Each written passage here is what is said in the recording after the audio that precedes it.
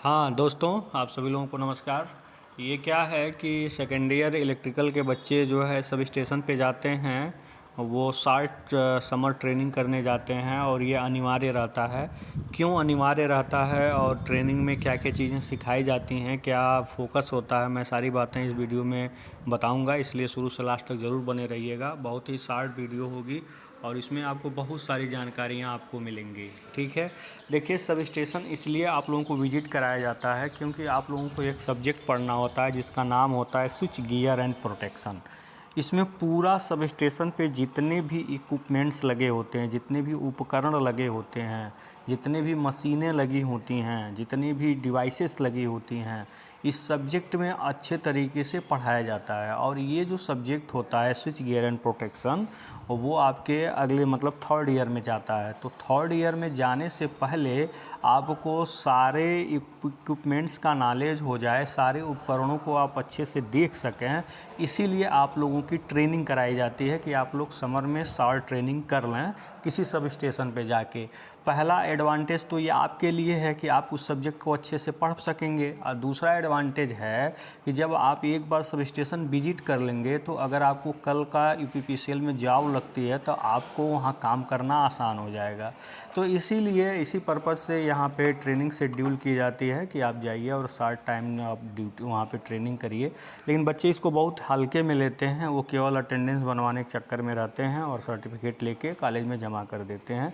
ऐसा नहीं करना चाहिए। वहाँ पे जितने भी उपकरण लगे हुए हैं वहाँ से जेई से संपर्क में करके, एसएसओ को संपर्क में ले करके उनके सारे उपकरणों के बारे में जानना चाहिए। यहाँ पर मैं शॉर्ट में सारे उपकरणों के बारे में आपको मैं बता देता हूँ क्योंकि ये बहुत ज़रूरी है आपको जानना।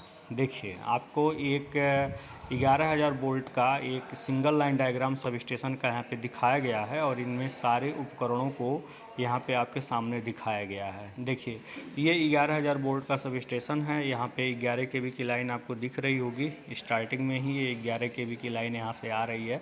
स्टार्टिंग में ही आपको दिख रहा होगा तड़ित रोधक, जिसको एल का मतलब होता है लाइटनिंग अरेस्टर। यहाँ पे सबसे पहले ही आपका लाइटनिंग अरेस्टर लगा होता है। इसका काम क्या है बेटा? इसका काम है कि मान लीजिए कि अगर इस लाइन पे कहीं से आकाशीय बिजली का इफ़ेक्ट आ गया, कहीं से आकाशीय बिजली अगर इस पर गिर गई। आकाशीय बिजली कैसे गिरती है मैंने F3 में बताया था। बादलों में तेज़ घर्षण होता है, वहाँ पे हाई वोल्टेज जनरेट होता है। जब हाई वोल्टेज वहाँ पे जनरेट होगा, अर्थ का वोल्टेज लो होता है, इनके बीच का जो एयर होता है वो ब्रेक डाउन हो जाता है। मतलब एयर में जो इलेक्ट्रॉन होते हैं वो फ्री हो जाते हैं, मुक्त हो जाते हैं, वही करंट फ्लो करवाने लगते हैं। वही लाइटनिंग होता है, आकाशीय बिजली जब तार पे गिरती है तो इस सब स्टेशन के अंदर प्रवेश ना कर पाए, इसलिए सबसे पहले यहाँ पे लाइटनिंग अरेस्टर यहाँ पे लगा होता है। ये देखिए, स्टार्टिंग में जो सिंबल आपको दिख रहा है ये लाइटनिंग अरेस्टर का ही सिंबल है। ठीक है, आप इसको अच्छे से देख सकते हैं।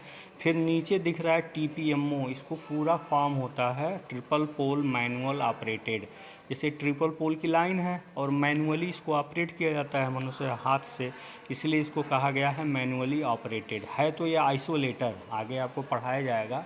जैसे घर में मेन स्विच लगा होता है जो सारे लाइटों को एक बार कट करने के लिए उपयोगी होता है, उसी प्रकार सब स्टेशन में सबसे पहले ये आइसोलेटर लगा होता है। इस आइसोलेटर से नो लोड पे सारे सब स्टेशन की पावर सप्लाई को कट किया जा सकता है। तो सबसे पहले इसीलिए TPMO लगा होता है। ठीक है, TPMO के नीचे आप CT लिखा है, इसका मतलब होता है करंट ट्रांसफार्मर। देखिए, CT का बेसिकली यूज क्या है, जैसे आपको अगर 5 एम्पियर तक का करंट नापना होता है तब मीटर लगाते हैं और आसानी से मेजर कर लेते हैं, और ज़्यादा नापना है तो सब मीटर का रेंज को बढ़ा देते हैं। रेंज एक्सटेंशन यूज करके आप क्या करते हैं, नाप लेते हैं।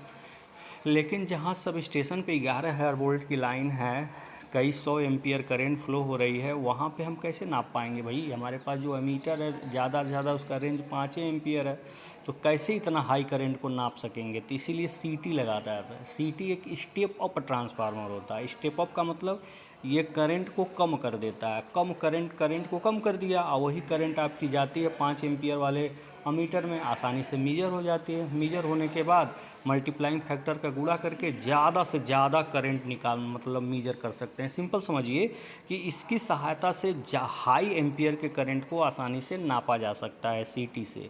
इसके बाद जस्ट देखिए नीचे OCB लिखा हुआ, OCB का मतलब आयल सर्किट ब्रेकर, ठीक है। जस्ट मतलब यहाँ पे सीटी के बाद यहाँ पे सर्किट ब्रेकर लगा हुआ है। तो एक बार एक क्रम याद कर लीजिए, वो हर ब्रांच में आप वही क्रम लगाते चले जाइएगा, ठीक है। ड्राइंग में इन सारी चीज़ों को बताया जाएगा। तो यहाँ पे देखिए आयल सर्किट ब्रेकर, जैसे ये आपका क्या है TPMO आइसोलेटर, ये मेन स्विच की तरह काम करता है। आयल सर्किट ब्रेकर जो होता है एक स्विच की तरह काम करता है। जैसे आपके घर में पंखा चलाना है तो स्विच को ऑन ऑफ करेंगे पंखा चलाने के लिए, बंद करने के लिए। पूरे घर की लाइट को ऑन करना है, ऑफ करना है तो आप मेन स्विच का इस्तेमाल करते हैं। सेम वैसे ही पर्टिकुलर लोड को ऑन करने के लिए, ऑफ करने के लिए सर्किट ब्रेकर लगता है। अब पूरे लाइन का ही लाइन कट करने के लिए, पावर कट करने के लिए यहाँ पे आइसोलेटर या TPMO का प्रयोग होता है। तो ये सारे इक्विपमेंट्स यहाँ पे ऊपर से क्रम से लगे हुए हैं, जिनके बारे में मैंने आपको डिटेल में बताया। यहाँ पे देखिए, अब यहाँ पे ये जो आपके लाइन दिख रही है, ये जो आपकी लाइन ये दिख रही है, ये इसी लाइन को बोलते हैं बेटा बस बार। बस बार का मतलब होता है कि जहाँ नंबर्स ऑफ कनेक्शन आपस में क्या हो, कनेक्ट हों। जहाँ पे नंबर्स ऑफ कनेक्शन आपस में क्या हों, जहाँ नंबर्स ऑफ कनेक्शन आपस में लगे हुए हों, उसी को हम बोलते हैं बस बार। यहाँ पे देखिए, यहाँ कनेक्शन हुआ, फिर यहाँ कनेक्शन, यहाँ कनेक्शन, तो इस लाइन में 3 जगह कनेक्शन हुआ, तो इसीलिए इसको हम क्या बोलेंगे, इसी को बोलते हैं बस बार। तो ये तार बस बार कहते हैं। ये जनरली कापर का, एल्युमिनियम का बना होता है, ज़्यादा से ज़्यादा कापर का ही बनाया जाता है। अब देखिए यहाँ पे वही सारे इक्विपमेंट्स लगे हुए हैं जो अभी हमने आपके सामने एक्सप्लेन किया है। ये बहुत ज़रूरी होते हैं, अगर ये इक्विपमेंट्स ना लगें तो इतने महंगे ट्रांसफार्मर है, बहुत नुकसान हो जाएगा। देखिए सबसे पहले क्या लगा है यहाँ पे, लाइटनिंग अरेस्टर। या ट्रांसफार्मर के जनरली पास में लगाया जाता है, पास में ही है, बहुत दूर नहीं है, पास में ही लाइटनिंग अरेस्टर लगा हुआ है। ट्रांसफार्मर बहुत महंगा होता है, अगर इसमें सर्ज करंट या लाइटनिंग करंट अगर इसमें प्रवेश कर गया, आकाशीय बिजली, तो इतना भयंकर ट्रांसफार्मर जल के भस्म हो जाएगा। इसलिए लाइटनिंग अरेस्टर ज़रूर लगाना होता है। देखिए फिर यहाँ पे क्या लगा हुआ है, आइसोलेटर, जो यहाँ पे एक सीधे एक लाइन से दिखाया जा रहा है, आइसोलेटर लगा हुआ है। क्यों लगा हुआ है भाई, इस पूरे लाइन को एक साथ कट करने के लिए यहाँ पे लगा हुआ है, ठीक है। फिर यहाँ पे देखिए सीटी लगा हुआ है, वही करंट मेजर करने के लिए। फिर देखिए ट्रांसफार्मर, ये ट्रांसफार्मर है, ये जो आप देख पा रहे हैं यहाँ पे, ये आपका ट्रांसफार्मर है। एक मिनट, ये आपका ट्रांसफार्मर है, इसके दोनों तरफ सर्किट ब्रेकर लगा हुआ है। देखिए बहुत ज़रूरी है, दोनों तरफ सर्किट ब्रेकर लगा होता है। इसका काम क्या है, ये लोड पर सप्लाई को ऑन ऑफ करने के लिए यहाँ पे लगाया जाता है, ठीक है। फिर देखिए यहाँ पे सीटी लगी हुई है इधर के करंट को मेजर करने के लिए। फिर देखिए यहाँ पे आइसोलेटर लगा हुआ है, दोनों तरफ आइसोलेटर यहाँ पे लगाया गया है, ठीक है। नो लोड पे पूरी तरीके से सप्लाई को कट करने के लिए, क्योंकि भैया इसमें खतरा हो जाती है। जैसे क्या है कि अगर आपको घर में वास्तव में कोई काम करना हो बिजली का, तो आपको मेन स्विच ज़रूर बंद कर देना चाहिए। केवल स्विच बंद करके करेंगे तो आपका झटका लग सकता है। क्यों, क्योंकि स्विच में न्यूट्रल नहीं होता है, न्यूट्रल डायरेक्ट लोड में दिया जाता है, ठीक है। लोड का मतलब जैसे पंखा है, बल्ब है, डायरेक्ट न्यूट्रल वहाँ होता है। न्यूट्रल स्विच बंद करने से न्यूट्रल की लाइन थोड़ी कटती है, वो तो जाती है, तो उसमें शॉक लग जाता है, इसलिए मेन स्विच बंद किया जाता है। इसीलिए यहाँ पे आइसोलेटर बना हुआ है, इस चीज़ को ध्यान में देखिएगा। तो ये आपका ये पूरा डिटेल मैंने आपको बताया कि क्या क्या यहाँ पे लगा हुआ है। अब जो चीज़ें यहाँ पे ये लगी हुई हैं, वही सारी चीज़ें इस साइड में भी आपकी लगी हुई हैं, सेम, कोई अंतर नहीं है, दोनों साइड में सेम बातें लगी हुई हैं। ऐसे नंबर्स ऑफ कनेक्शन और भी ले सकते हैं। अब यहाँ से क्या हुआ है, अब 11,000 वोल्ट की जो लाइन है, ये ट्रांसफार्मर उसको कितने में कन्वर्ट कर दे रहा है, 400 वोल्ट में कन्वर्ट कर दे रहा है। क्योंकि हमें अब 400 वोल्ट या 220 वोल्ट चाहिए, 11,000 वोल्ट को हम उसी में कन्वर्ट कर देते हैं। फिर यहाँ से नंबर्स ऑफ कनेक्शन यहाँ पे हम टाइप कर लेते हैं। देखिए नंबर्स ऑफ कनेक्शन इस बस बार से ले लेते हैं। अब बीच में बस कपलर लगा हुआ है। अब जैसे एक सिंगल लाइन डायग्राम आप समझ लिए, तो आप बहुत सारे 11 का, 66 का, 132 का सिंगल लाइन डायग्राम आसानी से बना सकते हैं। क्योंकि इसमें आपको सिंबल का ही इस्तेमाल करना है। जैसे ये आपका जो पॉइंट है, यहाँ ध्यान दीजिएगा, ये आपका जो पॉइंट है, जैसे ऐसे अगर कहीं बना है तो ये आपका आइसोलेटर है, ठीक है। अगर कहीं ऐसे बना हुआ है तो ये आपका सर्किट ब्रेकर है, ये सर्किट ब्रेकर है, आइसोलेटर है, ठीक है। कहीं अगर इस तरह का कनेक्शन है तो ये आपका क्या है, सीधी सी बात है, ये आपका सीटी है, ध्यान देना है। और कहीं आपको इस तरह का कनेक्शन बना हुआ है ऐसे ऐसे करके तो यही एलए है। क्यों? क्योंकि देखिए भैया, नॉर्मल करंट फ्लो होगी तो एयर के से पास नहीं हो पाएगी, क्योंकि यहाँ अर्थिंग दिख रहा है पीछे आपको, यहाँ इस एयर से पास नहीं हो पाएगी नॉर्मल करंट, क्योंकि एयर से करंट कैसे पास हो पाएगी भाई, एयर में इनफाइनाइट रेसिस्टेंस होता है। लेकिन जब बहुत हाई करंट होगी बेटा तो बीच का एयर ब्रेक डाउन हो जाएगा, मतलब इलेक्ट्रॉन इसमें से फ्री हो जाएंगे, और जिसकी वजह से ये करंट सीधे अर्थ में चली जाएगी, नीचे नहीं आएगी। समझ रहे हैं ना? इस इश्यू बोलते हैं रॉड गैप लाइटनिंग अरेस्टर। बहुत सारे लाइटनिंग अरेस्टर होते हैं, आपको डिटेल में पढ़ाया जाएगा। तो ये सब स्टेशन के बारे में आपको क्या करना है, सीखना है और जानना है, ठीक है। और सब स्टेशन पे जो इक्विपमेंट्स होते हैं उनको मैं दिखा देता हूँ, और कौन कौन से इक्विपमेंट्स होते हैं। यहाँ पे देखिए, यही सीटी है, यहाँ पे इस फिगर को देखिए, ये सीटी पीटी का फिगर यहाँ पे दिखाया गया है। पीटी मतलब पोटेंशियल ट्रांसफार्मर, ये हाई वोल्टेज को आसानी से स्टेप डाउन करके मेजर कर देता है। ये हाई सीटी क्या करती है, हाई करंट को स्टेप डाउन करके आसानी से मेजर कर देती है। तो सीटी पीटी है, सीटी आपका स्टेप अप होता है और पीटी आपका स्टेप डाउन होता है, ठीक है। फिर देखिए, ये आपके सामने ये दिख रहा होगा, ये यही आइसोलेटर है। देखिए सीधा जो आपको लाइन दिख रही है, ये आइसोलेटर है। ये सर्किट को नो लोड पे ऑन ऑफ करती है। लोड पे भूल से भी नहीं करेंगे, जान लीजिए। अगर लोड पे कर दिए तो जहाँ गैप होगा वहाँ इतना भयंकर करंट फ्लो होगी, मतलब आर्क होगा, तो उसको बुझाने के लिए इसमें कोई व्यवस्था ही नहीं होती है। बहुत भयंकर दिक्कत हो जाएगी इसमें।